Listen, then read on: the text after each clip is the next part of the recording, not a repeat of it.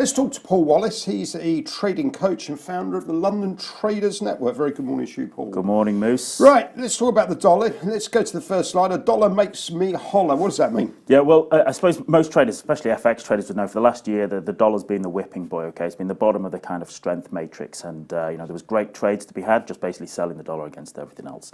And we started 2018 in that same vein. But actually, over the last few weeks, okay, we've seen a little bit of a change. And I'm sort of talking about, is there a change in the sentiment for the dollar? And as always, I have to trade what I see. So I thought I'd bring up a few charts and we could have a look through. Fantastic. Okay, well, let's kick off with the US dollar daily index.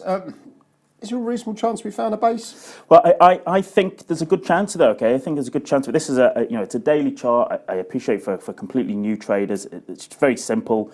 Green bullish, red bearish candles, a blue 20 period moving average, which we'll touch on again. Red 50, green 200, and a few levels of horizontal support resistance. But technical analysis, keep it simple, right? Yeah, exactly. Less is more. Less is most definitely more. And we saw, we've seen kind of a base there, sort of a double, triple bottom there, around about that kind of 88.30 which is a bullish range. formation, isn't it? Exactly. We've seen a little bit of a push up, and I kind of wanted to draw attention to what we saw there. The last day or two was the kind of the 20 period moving average started to turn up, and it moved from being dynamic resistance to being dynamic support. And I kind of drew a little sort of diagonal there. What I'd like to see is price come down, test that 20 period moving average again, and then if that holds and moves up, well then maybe I'm looking for a move up to around about that 92.50, okay, in towards that where that 200 period moving average is. Okay, so the charts on the dollar index certainly looking as if could be some upside. Yeah, there's definitely that's what I'm looking at the moment. And then when we see how the dollar is against other currencies, it kind of I think it just reinforces. Okay, well let's move on to the euro against the US dollar on a daily chart. Okay, once again it's euro dollar chart. Now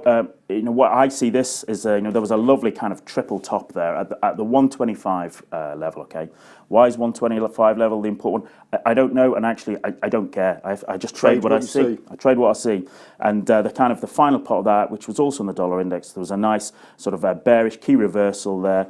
Prices roll down, and once again, what I've drawn in, there's probably a couple of little yellow boxes that you can see where the 20 period moving average was daily support, dynamic support, and now it's started to become dynamic resistance. Very good. And I think if there's a break and hold beneath that kind of 122 level, then we might move back into a kind of that zone between about 115 to 120. Understood.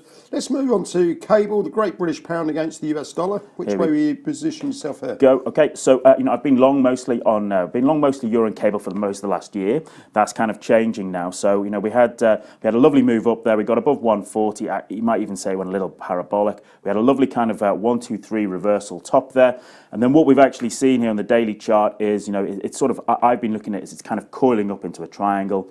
What I sort of noticed that all of the highs, we've had lower highs on the daily chart. I started to get short from Tuesday before it dropped, and now that's what I look at as getting down to kind of beneath that 130, holding maybe beneath 137, then moving down around back to that range of around about 135. Okay, so on the bear there. Let's move on to the US dollar against the CAD.